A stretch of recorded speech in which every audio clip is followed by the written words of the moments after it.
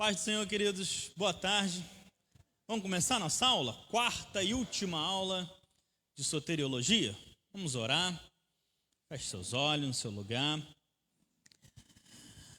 Pai querido, Pai amado, Deus Todo-Poderoso, Pai, te agradecemos, porque até aqui nos ajudou o Senhor. Durante todas essas aulas, essas semanas, tudo que foi falado, tudo que foi ensinado, Pai, eu creio que uma semente foi plantada em cada coração, trazendo-nos esse entendimento, e que durante esse período o Teu Espírito foi trabalhando, foi ensinando, foi mostrando, revelando tudo aquilo que era necessário para cada um de nós. E hoje nós só temos a Te agradecer, Pai. Te agradecer por tudo que já passamos, Te agradecer pela aula que vai acontecer hoje, e temos a certeza, Pai, de que o Senhor tem cuidado de nós, e hoje mais do que nunca iremos aprender sobre o nosso papel numa parcela, num certo sentido, em relação ao plano que o Senhor tem para cada um de nós. Abençoa cada um de nós, fala com os Teus filhos, abençoa-nos nessa tarde, traz os que ainda estão a caminho e faz a Tua vontade nesse lugar. Te agradecemos, em nome de Jesus, amém e graças a Deus, amém? Então vamos lá, queridos, hoje, última aula desse tópico, desse assunto, soteriologia, doutrina da salvação. Então a gente vai concluir hoje com algo mais direto para o homem, para o ser humano em relação ao plano de salvação. A gente falou sobre muita coisa, sobre o plano divino, o que ele planejou, o que ele fez, como ele estabeleceu. Hoje nós vamos ver alguns tópicos que têm muito a ver conosco. Começa com um versículo na apostila, lá de 2 Coríntios 5,17, que diz assim: assim que, se alguém está em Cristo, nova criatura é. As coisas velhas já passaram, eis que tudo se fez novo. Então Paulo, ele diz, esse é um texto muito conhecido no meio cristão, podemos dizer assim, tem diversos louvores que falam sobre isso, nova criatura, e é justamente sobre essa expressão, esse termo, nova criatura. Falamos na aula passada sobre o novo nascimento, sobre essa regeneração, vamos falar um pouco mais hoje.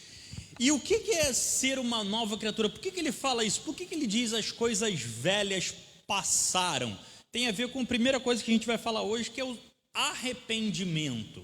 Por isso o versículo se encaixa. Quando ele diz, olha, as coisas velhas já passaram, ou seja, velhos hábitos, velhos costumes, velhos pensamentos, ou seja, coisas que eu fazia antigamente, mas hoje eu estou arrependido. Esse é o sentido. Ou seja, ele começa dizendo, assim, se alguém está em Cristo, é uma nova criatura. Por que é uma nova criatura? Porque se arrependeu, é o que ele está querendo dizer. Porque se a gente trocasse o texto, olha, assim aquele que está em Cristo é uma nova criatura. Por que é uma nova criatura? Porque já se arrependeu das coisas que passaram. Ou seja, a nossa velha vida, algumas coisas precisam mudar. O que precisa mudar? Vamos entender o que é esse arrependimento primeiro.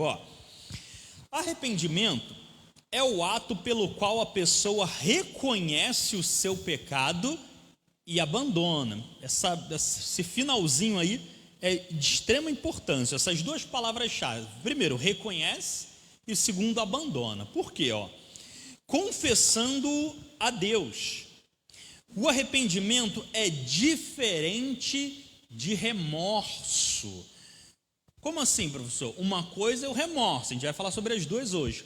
Uma outra coisa é o arrependimento. O texto é autoexplicativo, ele dá até um exemplo. Por exemplo, João e Pedro não são o João e o Pedro bíblicos, é só um exemplo. É o Joãozinho e o Pedrinho, lá da escola. João e Pedro colam na prova escolar. João confessa, pede perdão e aceita a punição, ou seja, ele percebeu que errou, correto? Isto é arrependimento. Pedro ou Pedrinho para a gente não confundir, é surpreendido pelo professor. O professor pega ele colando. Tem remorso e no coração, diz no coração um sentido figurado, ou seja, ele pretende. Diz que na próxima prova, se tiver oportunidade, vai colar novamente. Num sentido mais simples, a gente ainda vai falar um pouquinho mais sobre isso na apostila, mas uma explicação um pouco mais simples. Qual que seria uma diferença do arrependimento para o remorso? O arrependimento, eu me arrependo do que eu fiz, do pecado que eu cometi. O remorso não é um arrependimento, apesar de ser muito semelhante, por isso é necessário a gente se atentar a essa explicação. O remorso já é uma culpa, podemos dizer, não pelo ato que eu cometi, como no caso do arrependimento, mas pelas consequências que aquilo me traz. Por exemplo, nesse exemplo que a apostila deu, um se arrependeu de ter colado, o outro se arrependeu porque o professor o pegou. Puxa, por que o professor... Ou seja, se o professor não tivesse pego os dois, um teria se arrependido, mas o outro não. Então um se arrepende, mas o outro só tem o remorso, tá ok? A gente vai falar um pouquinho mais, só para a gente entender. Ó. Nessa ilustração, Pedro sentiu apenas remorso. O remorso é a tristeza do mundo que produz morte. O arrependimento verdadeiro é a tristeza que, segundo Deus, conduz à salvação. Vamos ler esse versículo, 2 Coríntios 7:10. Quem achar, lê para mim, por favor. 2 Coríntios.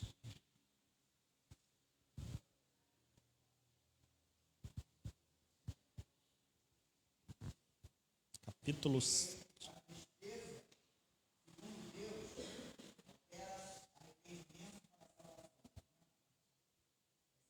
Isso, 7:10, isso mesmo, esse versículo mesmo que você leu.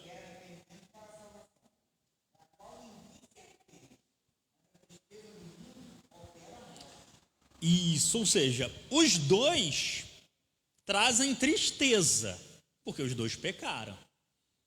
Só que o que ele faz uma diferença aqui, ó. Ele diz, segundo Deus, vai trazer o arrependimento.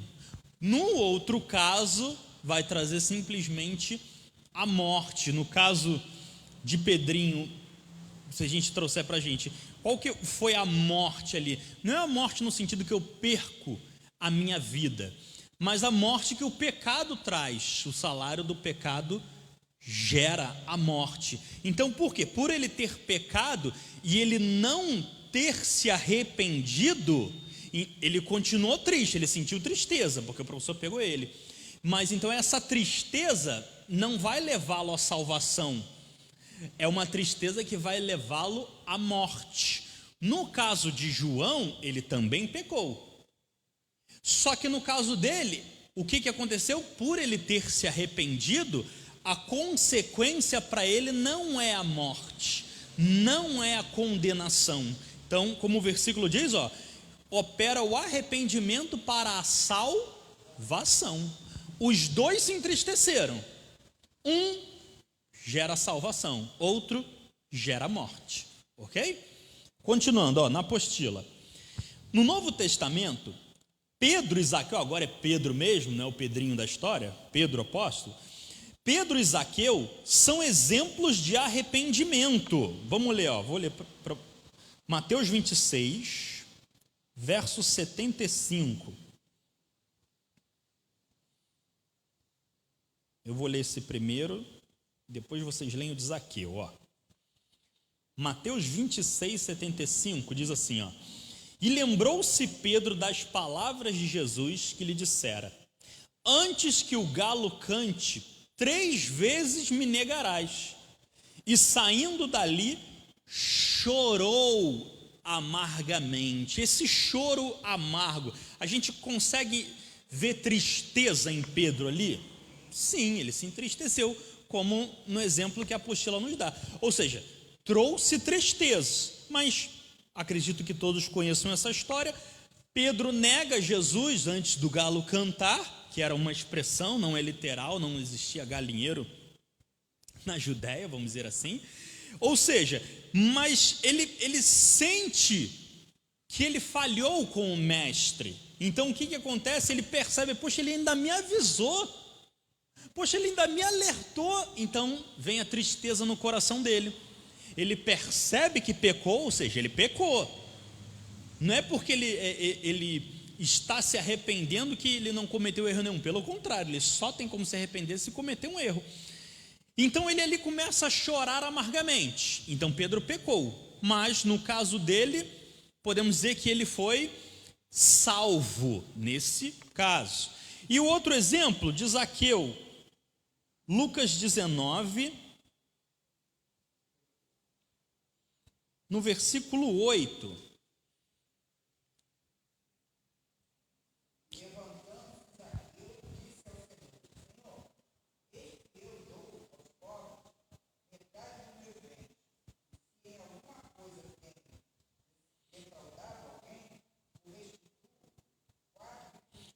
Ou seja, como é que a gente percebe que Zaqueu realmente se arrependeu? Para quem não conhece a história de Zaqueu, Zaqueu ele era um cobrador de impostos em que ele enriquecia-se às custas dos outros. Qualquer semelhança com os nossos tempos é pura coincidência. Será que tem alguém hoje em dia que se enriquece às custas do povo? Acho que não. Do povo não. Então o que acontece? Zaqueu ele tinha um passado assim. Lembra o versículo inicial que a gente leu? Aquele que está em Cristo, nova criatura é. As coisas velhas passaram. Como é que a gente pode ter certeza que as coisas velhas passaram para Zaqueu? Porque ele chega para o mestre, depois dele fazer o convite para ele, ele vira para ele, olha só, eu sei que eu cometi alguns erros, mas todo mundo que eu defraudei, todo mundo que eu roubei, eu vou restituir, ou seja, eu vou devolver 4 vezes mais.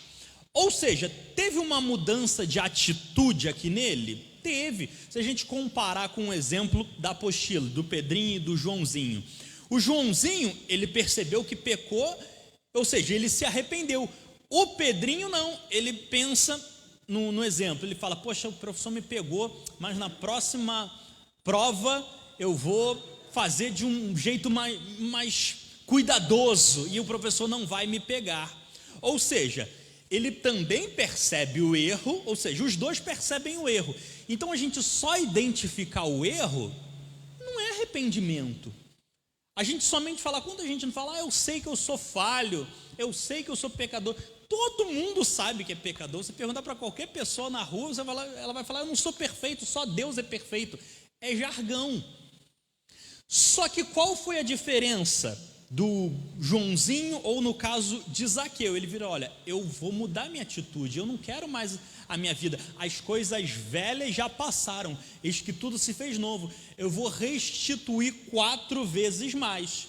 Então, tanto no exemplo de Pedro, o apóstolo, que ele chora, ele percebe que traiu o mestre, e no caso de Zaqueu, ele também percebe que cometeu pecado e ele demonstra uma atitude diferente. Agora a gente vai ver um outro exemplo de remorso, que diferente desses dois, ele até pode ter sentido uma tristeza, mas a atitude dele não vai mudar muito. Como assim? Por exemplo, vamos comigo agora lá em Mateus 27, no versículo 3 ao 5,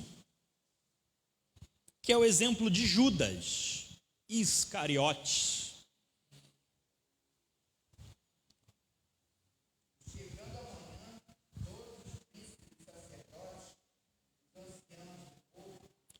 No versículo 3, do 3 ao 5. Isso.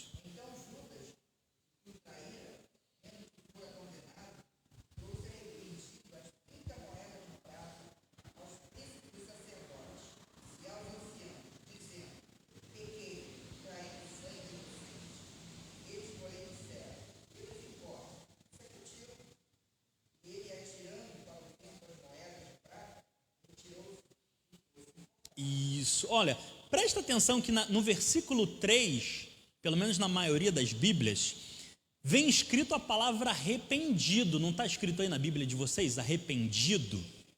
Isso. Só que, para quem não sabe, o nosso idioma, comparado com o idioma grego, no caso de Mateus, hebraico, mas de grego eu digo o Novo Testamento de uma forma geral, algumas palavras não se encaixam. Então o tradutor, vamos dizer assim, eles tentavam colocar o mais próximo para que nós entendêssemos. Ou seja, não é que Judas se arrependeu, mas o texto está escrito arrependido, professor. Ou seja, mas a gente poderia substituir essa palavra por um remorso, por exemplo. Por quê? Como é que a gente sabe que ele só sentiu remorso, professor? Primeiro o texto fala que ele é arrependido, ele pegou as moedas as 30 moedas dos sacerdotes. Só que aí depois ele até confessa, olha como ele confessa no versículo 4, pequei traindo sangue inocente. Lembra que eu falei antes que independente se foi remorso ou arrependimento, percebe-se que tem o erro, percebe-se que tem o pecado. Então só saber que é pecador não é suficiente. Eles porém disseram, o que nos importa, isso é contigo. Aí Judas novamente, e ele atirando para o templo as moedas de prata, retirou-se e foi enforcar-se. Ele cometeu um pecado. Qual é a diferença da nova criatura? Aquele que está em Cristo, nova criatura, as coisas velhas passaram. Então, se ele percebe que cometeu um pecado, como que logo depois ele comete um outro pecado? Se o Espírito Santo convenceu ele do pecado, porque essa que é a função do Espírito Santo, a primeira função, o que diz lá em João 16:8? Quando ele vier, o Consolador, ele convencerá o mundo do pecado, da justiça e do juízo. Será que Judas foi convencido disso? Será que ele realmente percebeu que pecou? Ele até viu que pecou, mas no caso dele a gente pode entender que foi um remorso, não foi uma mudança de atitude. Ele não deixou de pecar, como no caso de Zaqueu. Olha, eu pecava, só que todo mundo que eu defraudava no passado, eu agora não vou defraudar mais, eu vou restituir. Pedro, eu traí o meu mestre, mas ele começa a chorar amargamente, demonstrando que ele realmente não faria aquilo novamente se tivesse uma nova oportunidade. Agora Judas não, ele peca e ele continua no pecado.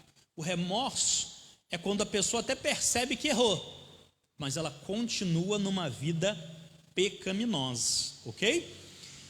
Na apostila, o verdadeiro arrependimento envolve a pessoa toda. Como assim a pessoa toda? Todo o seu ser, toda a sua personalidade. Arrependimento não é apenas mudança de pensamento. Intelectualmente falando, o arrependimento é uma mudança na maneira de pensarmos em Deus, em nosso pecado e na nossa relação com o próximo. O que ele está nos ensinando? Não é somente uma mudança de atitude, por exemplo. Um exemplo para vocês entenderem. Imagina uma pessoa que ela tem um pecado. Não vou dar nenhum exemplo de pecado, mas imagine um pecado. E a pessoa, ela até passa a frequentar uma igreja. Ela, por algum motivo, ela não comete mais aquele pecado. Mas por quê? Porque ela está numa congregação, ela está se reunindo com os seus irmãos, mas por uma certa ocasião, ela deixa a congregação por algum motivo, ela se aborrece, independente, e ela sai daquela congregação e ela volta a praticar aqueles hábitos. Ela se arrependeu? Não, é o que a gente chama de... Não é uma conversão, é o que a gente chama de adestramento. É muito possível que aquela pessoa, ela não cometia o pecado naquela ocasião, não é porque ela mudou o pensamento dela em Deus, mas talvez ela só fazia isso com medo das consequências, poxa, se um irmão me vir fazendo isso novamente, como é que vai ser de mim? Então, isso é um exemplo de remorso. Ela pode estar congregando, mas não estar arrependida dos seus pecados, ok? Aí, continuando, antes do arrependimento, o seu pensamento estava voltado para as coisas materiais. Agora, consiste em coisas espirituais e eternas. O prazer e a alegria deixam de fixar-se nas coisas terrenas desse mundo para fixar-se nas coisas espirituais. Olha como o pensamento da nova criatura, ele muda. Como o texto está sendo bem explícito. A nossa forma, os nossos desejos materiais em todos os sentidos, eles são alterados. Eu não passo a me importar tanto com coisas materiais, isso em todos os sentidos. Então ele fala, eu agora vou desejar as coisas do alto, como Colossenses falam. Eu não quero as coisas terrenas, eu quero as coisas que vêm de Deus, as coisas que estão com Deus. Aí continuando, no arrependimento, o homem pensa e sente mais em relação a Deus do que em relação ao pecado.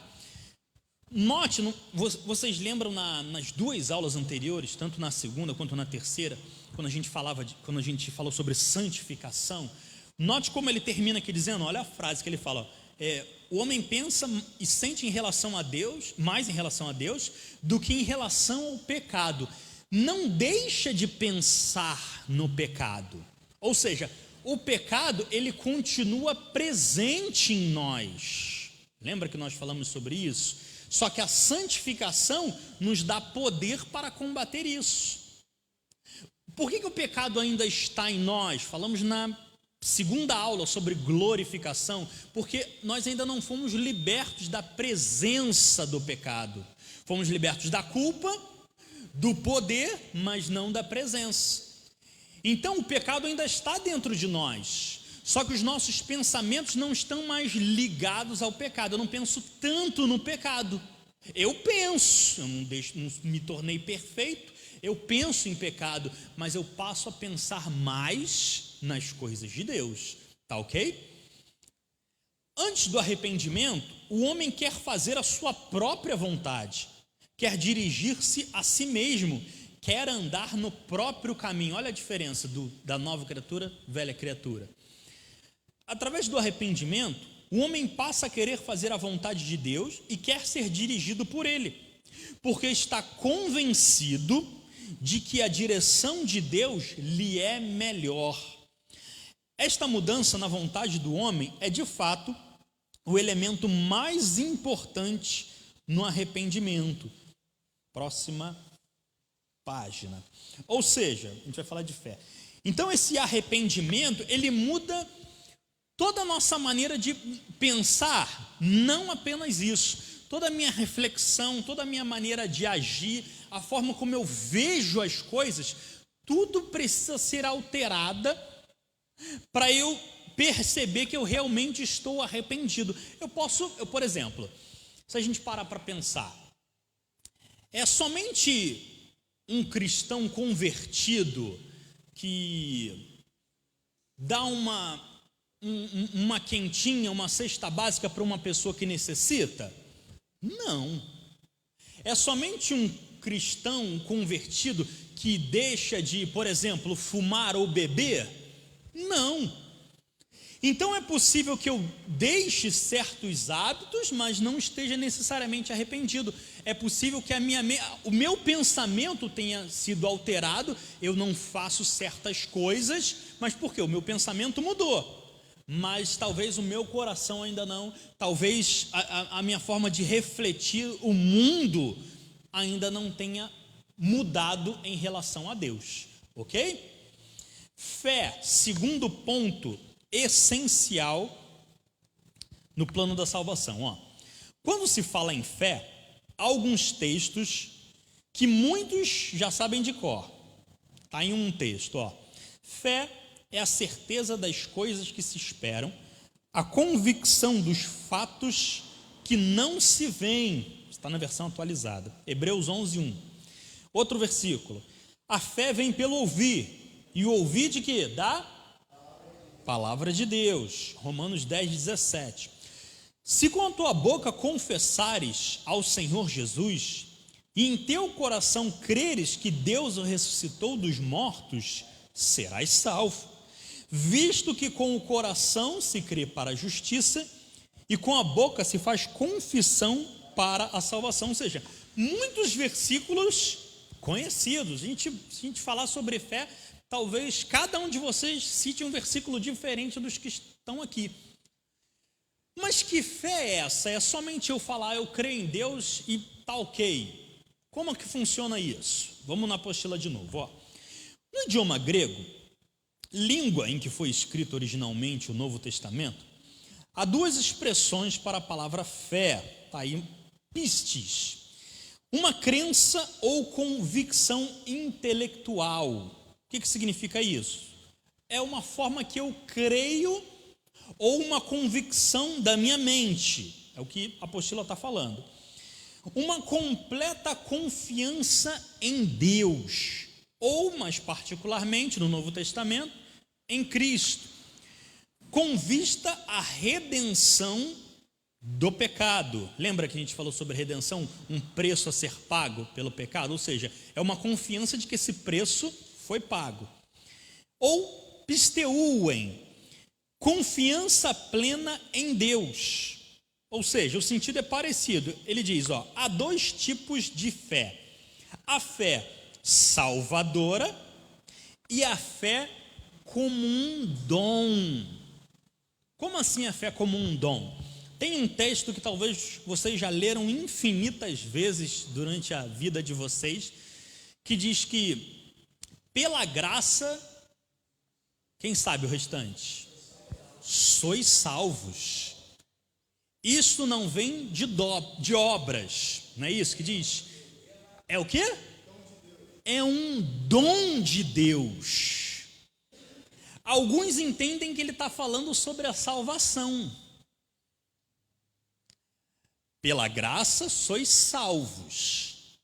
Isto não vem de obras. Só que ele depois termina dizendo, isto é um dom de Deus. Porque ele diz, por meio da fé. Vamos ler o versículo Efésios para a gente entender.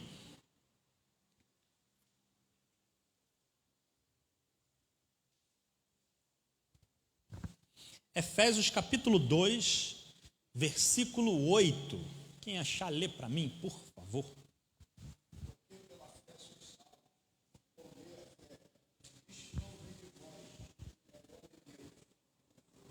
Versículo 9 também.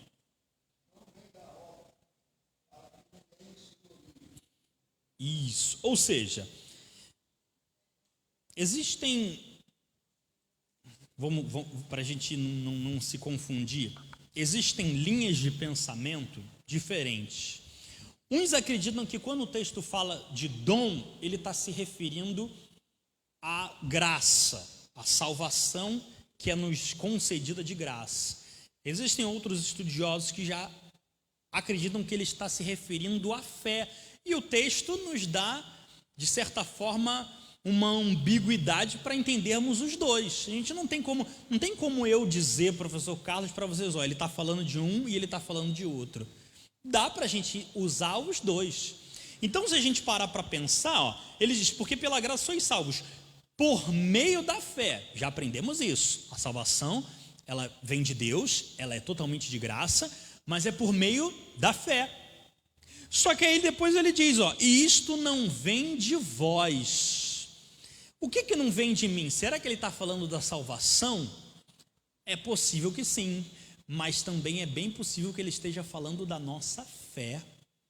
Por quê? Não, mas pela fé, a fé então é um dom de Deus? Deus tem que me dar fé? Ué, quem não lembra da história, não é parábola, de quando um homem chegou para Jesus com seu filho endemoniado, que se jogava no fogo, na água, chegou para os apóstolos, eles não conseguiram expulsá-lo, e ele vira para Jesus: olha, teus discípulos não conseguiram fazer nada, olha, se você crê, tudo é possível que crê, olha, me ajuda na minha falta de fé. O que ele estava fazendo? Ele estava pedindo fé. Se ele estava pedindo fé, ou seja, fé pode ser dada, fé pode ser concedida por Deus, porque Jesus não negou. Ele não falou: não vou te dar fé não, você que tem que se virar para ter fé. Jesus não falou isso. Ou seja, então fé realmente é um dom. O que é dom? Dom é um presente, algo que alguém concede, no caso Deus. Então é o que ele está dizendo: isto não vem de vós, é um dom de Deus. Então, inclusive, a nossa fé, olha como a obra da salvação, ela tem, podemos dizer que todo o plano que Deus esquematizou, ele trabalha em todas as áreas. Talvez você pense: não, eu sou um homem de fé. Inclusive, você ser um homem ou uma mulher de fé não é muito mérito, porque a fé vem de Deus, então a glória também é de Deus, ok? Então, continuando aqui na apostila, ele termina dizendo: há dois tipos de fé, a fé salvadora e a fé como um dom. Por que ele faz essa diferença? É possível que eu tenha fé como um dom e não necessariamente tenha a fé que gere salvação. Qual a diferença? Como assim, professor? Não entendi. É possível que eu tenha fé para operar alguns milagres, mas não necessariamente seja salvo. É possível, professor? Jesus não...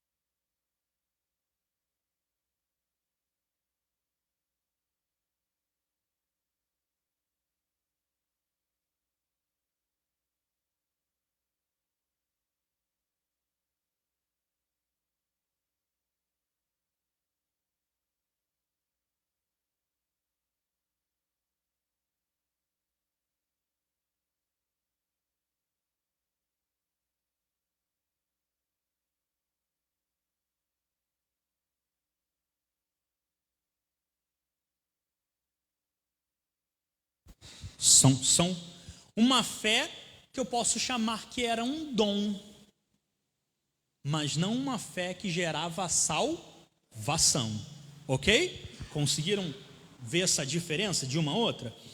E agora, continuando na apostila, o tipo de fé necessária para a salvação implica tanto crer que, como crer em. Como assim? Qual a diferença? Crer que, no caso, alguma coisa pode acontecer, ou em Deus, em Cristo. Ou aceitar fatos e confiar numa pessoa. É vital manter os dois juntos. O Deus em quem devemos crer revela-se a si mesmo, pelo menos em parte, pela comunicação de informações acerca de si, e devemos aceitar tais informações. O que o texto está querendo dizer? Eu posso crer que, ele começa falando assim, um milagre vai acontecer, ou eu posso crer em Deus, que Ele está no controle de todas as coisas. Por exemplo, vamos dar um exemplo aqui, um exemplo forte para a gente entender. Digamos que eu tenho um parente enfermo. Eu posso crer que Deus vai curar aquela pessoa e eu não vou perder aquela pessoa, ela não vai morrer, mas eu também preciso crer em Deus, caso Deus não a cure, que Ele sabe de todas as coisas. Então os dois caminhos, podemos dizer assim, eu preciso ter na minha vida, porque os dois fazem diferença do tipo de fé que eu tenho. Eu posso ter somente a fé como um dom, eu creio em milagres, eu creio que Deus pode curar aquela pessoa, mas a fé salvadora é, no caso, o segundo exemplo. Eu creio em Deus, na pessoa divina, de que Ele, podemos dizer que Ele com certeza, mesmo que não seja a minha vontade, Ele tem um plano que vai além de mim, um plano maior do que eu, e isso gera a salvação na minha vida. Ah, não, mas eu creio que Deus vai fazer somente o primeiro. É possível, ou é possível também somente o segundo, mas dependendo de qual seja o seu tipo de fé, uma fé pode ser apenas um dom que você tem, tanto que, por que eu digo dom, no sentido dom?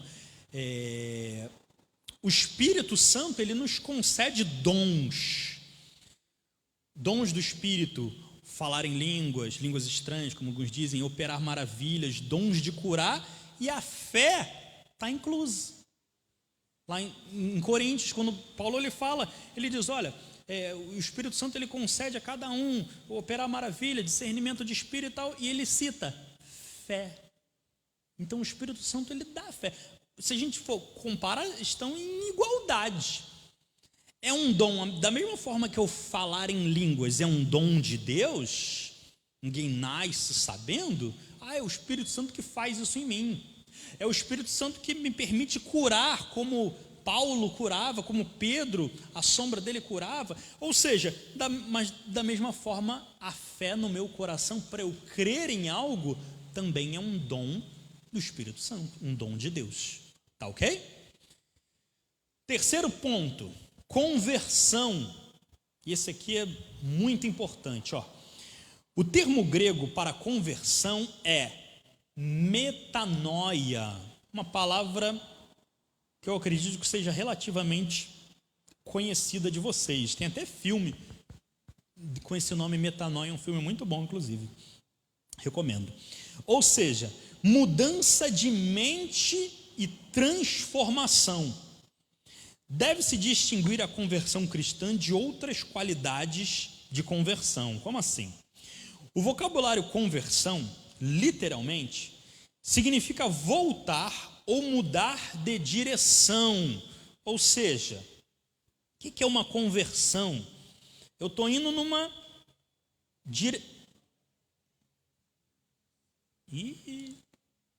esses pilotos não estão de bem comigo, não.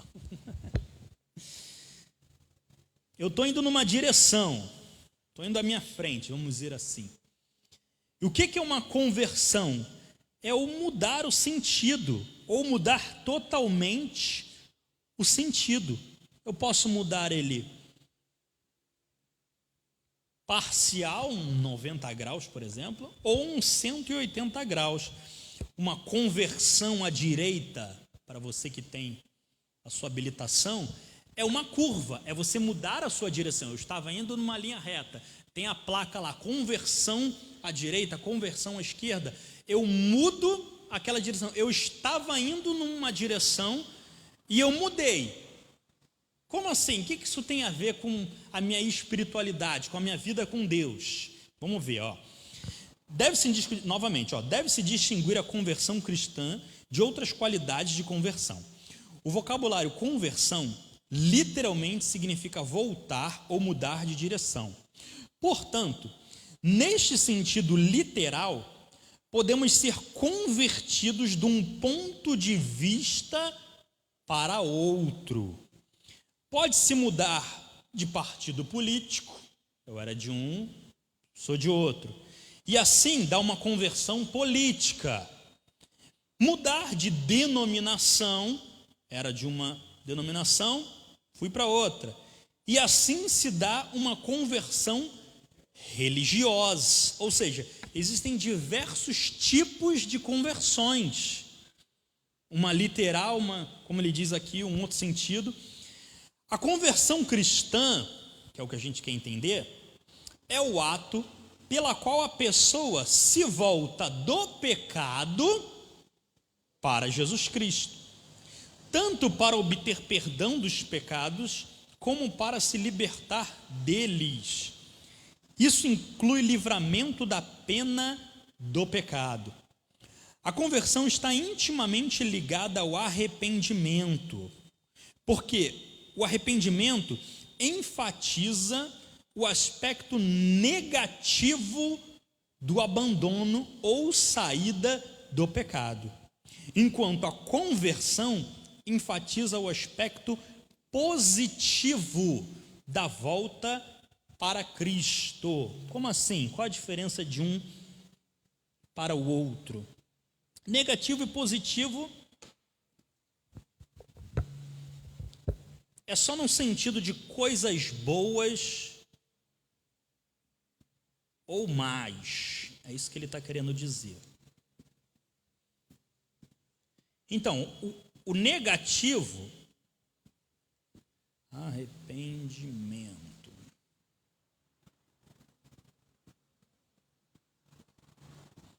Os dois a gente falou hoje. Em relação à salvação, como ele diz, um aspecto negativo. Por que negativo? Como ele fala, porque tem a ver com o meu pecado. Eu chorar pelos meus pecados, eu me arrepender pelos meus pecados. Então são coisas ruins, por isso ele diz negativo.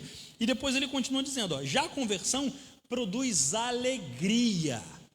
Eu não fico triste porque eu me converti. Os dois têm ligação com a salvação. Aí ele diz, alegria por causa do recebimento do perdão dos pecados e livramento da pena do pecado. Os dois têm relação com o pecado, mas um me traz tristeza, choro, o outro já me traz alegria, felicidade. Por quê? Eu não tenho mais aquela velha vida. As coisas velhas já passaram, eis que tudo se fez novo. Esse eis que tudo se fez novo seria a conversão. O arrependimento nos leva à cruz, já a conversão nos leva ao túmulo vazio e ao Cristo ressurreto. Ou seja, Paulo ele fala em Coríntios, ele fala, se a ressurreição ela fosse apenas uma mentira, se a gente só acreditasse que Cristo morreu, a nossa fé seria vã, seria inútil. Ou seja, eu creio que ele morreu pelos meus pecados, mas eu não acredito que ele pode me trazer a vida. Ou seja, o que Paulo estava querendo dizer lá em Coríntios? Ele levou os meus pecados, mas aí eu vou morrer, eu não vou ter a vida eterna. Eu posso morrer, mas eu não vou ter a minha salvação eterna. Eu só fui isento do meu pecado. Lembra que a gente falou na primeira aula que salvação tem a ver tanto com as coisas ruins que Cristo pagou por nós, o meu pecado ele tirou, a condenação do inferno, mas tem as coisas boas também. Quais são as coisas boas? A vida eterna, eu estar na presença de Deus. Então a cruz tem a ver com esse aspecto negativo, pecado, condenação, inferno. A ressurreição de Cristo já tem ligação num outro sentido, a presença de Deus, eu estar com Deus, que é o que tem a ver com a conversão, ok? Continuando, número 4, já estamos terminando. Regeneração ou novo nascimento, também já falamos um pouco sobre isso, só para a gente entender agora mais profundo. O sentido etimológico da palavra regeneração vem do vocábulo grego palingenesia, tem a ver com gênese. Gênese tem a ver com início, início tem a ver com nascimento, e significa novo nascimento, ou nascer de novo, ou seja, é um novo início. Por que um novo início? Eu já tive um início, eu já nasci, como já falamos em aulas passadas também, quando Jesus falava com Nicodemos, eu tenho que voltar ao ventre da minha mãe? Não é o início que você já teve, é um novo início. Aí ele continua, refere-se a uma nova criação. É uma criação? É, só que não é uma criação em um ventre, é algo novo. Que sentido? Regeneração é uma mudança sobrenatural. Ou seja, não é natural, não é algo que eu consigo fazer apenas, é algo divino.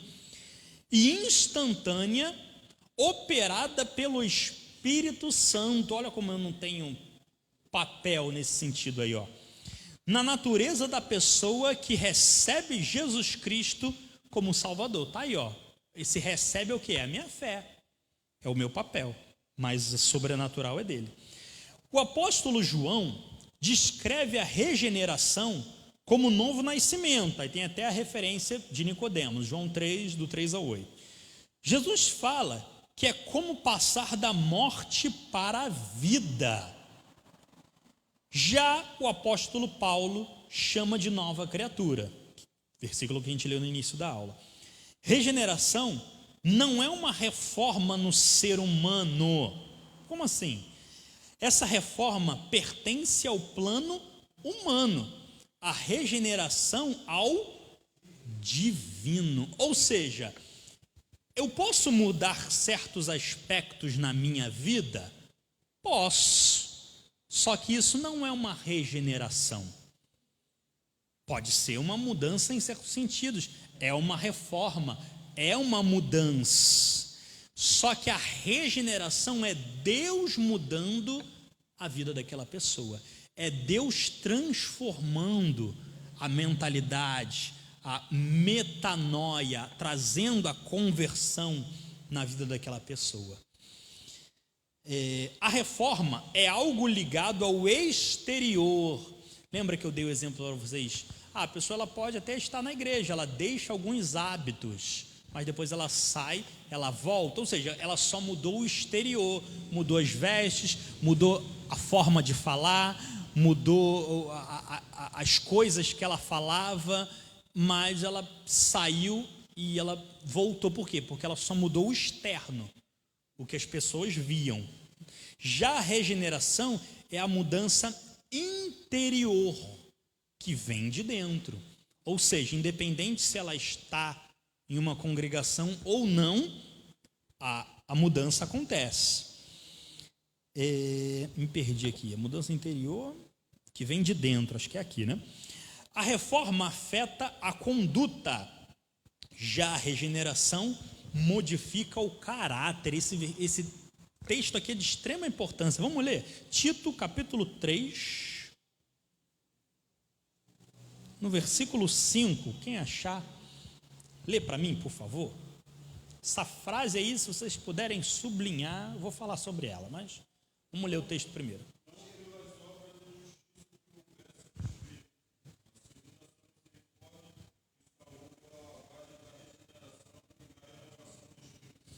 Isso. O que o texto está nos mostrando? Ele fala assim, olha, não é pelas obras de justiça, não é pelo que eu faço. Lembra que a gente também falou sobre obras de justiça? Ou seja, não é porque eu demonstrei algumas mudanças que eu estou convertido. Não é porque eu agora passei a andar com uma roupa diferente, eu deixei de falar certas coisas, eu mudei o meu idioma, eu agora falo paz do Senhor, e eu agora não falo, eu me converti? Não. Aí ele continua dizendo, mas é segundo a misericórdia de Deus. Olha como não é plano humano. Mas é segundo a misericórdia, nos lavou. É uma água, é igual tomar banho, é o batismo, eu me batizar, não. É uma lavagem da regeneração e da renovação do Espírito Santo. Paulo, ele fala, o Novo Testamento, diversas vezes, Atos dos Apóstolos, ele fala, olha, o Jesus cita um exemplo quando ele fala de João Batista. Olha, João batizou com água, mas eu vos batizo com o Espírito Santo de Deus. Em outras palavras, João não conseguia tirar os pecados de vocês, mas o Espírito Santo ele consegue. Então ele está dizendo, olha, é uma água diferente, é uma lavagem diferente, é uma mudança diferente. Que mudança é essa? A gente dá o nome de regeneração, de novo nascimento. E é como a frase diz, ó, essa frase é linda, ó. A reforma afeta a conduta. a minha conduta, como eu dei alguns exemplos para vocês, a minha conduta hoje é diferente. Eu mudei coisas, só que é humano. Aí ele continua. Já a regeneração modifica o caráter da pessoa. Tem um louvor, eu gosto muito desse louvor, nem sei se a dupla ainda canta, Alex e Alex, que o nome é exatamente esse, caráter. Se você ouvir esse louvor, são vários cantores juntos, e fala exatamente disso. Ou seja, eu posso estar num palco, mas o meu caráter não está transformado. Eu estou pelos holofotes, eu estou porque eu gosto de certas coisas, eu estou na igreja porque eu quero que as pessoas simplesmente venham a mim, me digam, eu sou pastor, aquilo outro, não sei o quê, mas eu não me converti. É possível? Claro que é possível. Então, uma coisa é eu ser reformado por mim, uma coisa é eu ser modificado pelo Espírito Santo. Quando se trata do ser humano, regeneração é uma mudança radical, operada pelo Espírito Santo na alma do homem. Esta regeneração atinge, portanto, todas as faculdades do homem, ou seja, intelecto, volição, que é vontade, e a sensibilidade, ou seja, a minha inteligência, tudo que eu penso, a minha volição, tudo que eu quero, e a minha sensibilidade, tudo que eu sinto em relação a essas três coisas precisam ser alteradas. As coisas que eu penso, as coisas que eu quero, que eu desejo, e as coisas que eu sinto. Paulo ele fala em Filipenses 4:7, ele diz, olha, tudo que é amável, tudo que é puro, tudo que é santo, isso tem que tomar a mente, o coração do homem.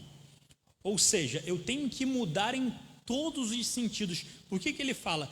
Intelecto, a minha vontade, o que eu quero e o que eu sinto. Ele está abrangendo áreas que Cristo ele diz, quando questionam ele, já falamos sobre isso em outras aulas. Qual o maior mandamento? Olha, você tem que amar a Deus com todo o teu coração, toda a tua mente, todas as tuas forças, todo o teu pensamento. Ou seja, ele está abrangendo todas as áreas humanas, que é a nossa parte física, a minha mental, meu intelecto e a minha parte espiritual, meu corpo, minha alma, meu espírito. Ou seja, ele está falando assim, olha, você tem que mudar por completo. Não adianta só você mudar o físico e você esquecer o espiritual, a sua alma. Continuando, na apostila, me perdi aqui, achei. O homem regenerado não faz tanta questão de satisfazer a sua própria vontade como de satisfazer a de Deus. Na regeneração, ele passa a pensar de modo diferente, sentir de modo diferente e querer de modo diferente. Tudo se transforma. E a última frase aí para a gente terminar: a regeneração é a transformação que Deus opera nos indivíduos que creem. Ele reverte suas tendências naturais, dá uma nova vitalidade, ou seja, uma nova força, uma nova vida espiritual à vida deles. E assim restaura-os ao que se desejava de início que fossem. O que ele está querendo dizer com esse início? Ao início. Gênesis, capítulo 1, 2 e 3. No início ele queria que fosse assim, Deus, mas o homem desejou de outra forma. Então, quando ele fala regeneração, uma recriação, um novo nascimento, ele já criou o homem lá atrás. Só que ele cria novamente como? Com o Espírito Santo. Não é uma criação física, como ele criou do barro, do pó. Agora é uma criação espiritual. Ok? Conseguiram entender? Alguma dúvida? Alguma pergunta sobre a aula de hoje? Alguém quer falar alguma coisa hoje? Pode falar.